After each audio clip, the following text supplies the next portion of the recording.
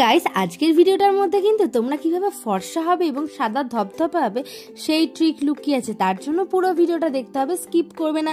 ভিডিওটা একটু বড় হতে চলেছে, তার জন্য একটা বাটিতে নিয়ে নেবে কিছুটা গুঁড়ো করে রাখা মুলতানি মাটি, আর এর মধ্যে দিয়ে দেবে 1 চামচ মধু। মধু কিন্তু আমাদের স্কিনের জন্য খুবই উপকারী একটা জিনিস। তার মধ্যে দিয়ে দেবে কিছুটা লেবুর রস। তোমরা সবাই জানো লেবুর রস আমাদের স্কিনকে ভিতর থেকে কতটা পরিষ্কার করতে সাহায্য করে, তাই আমি এর মধ্যে 2 চামচ মতো লেবুর রস দিয়ে দিয়েছি।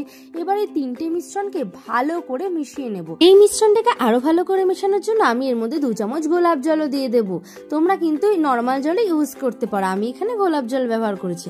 গোলাপ জল দেওয়ার পরে আরো ভালো করে অনেকক্ষণ নাড়াচাড়া করে এরকম একটা টাইপ চলে আসবে। এইবার এটাকে কিন্তু আমি সুন্দর করে সারা মুখে প্যাক হিসেবে লাগিয়ে নেব। এই মিশ্রণটা কিন্তু আমি শুধু মুখে নয়, গলায়, ঘাড়ে, পিঠে আর হাতেও লাগিয়ে নিয়েছি, কারণ আমার প্রচন্ড রোদে পুড়ে না ঘাড় গলা অনেকটা কালো হয়ে গেছে, হাতটা অনেকটা ট্যান পড়ে কালো হয়ে গেছে। তার জন্য আমি কিন্তু প্রত্যেক জায়গায় এই মিশ্রণটা লাগিয়ে, প্যাকটা লাগিয়ে রেখে দেবো বেশ অনেকক্ষণের জন্য, যতক্ষণ না পর্যন্ত কিছুটা শোকায়। তোমরা দেখতেই পাচ্ছ আমাকে কেমন ভূতের মতন দেখতে, তাতে কি হয়েছে, এটা কিন্তু দারুণ একটা উপকারী ট্রিক। মুলতানি মাটি আমাদের মুখের জন্য খুবই ভালো। তা মুখ কেন, আমাদের গলা, ঘাড়, হাত সবই পরিষ্কার করতে খুবই সাহায্য করে। আর এতেই মুখে কিন্তু কোনো ব্রণও ওঠে না, জানো তো, এটা খুবই উপকারী একটা টিপস। এরপর আমি হাতটা একটা ন্যাকড়া দিয়ে ভালো করে এটা মুছে নেব।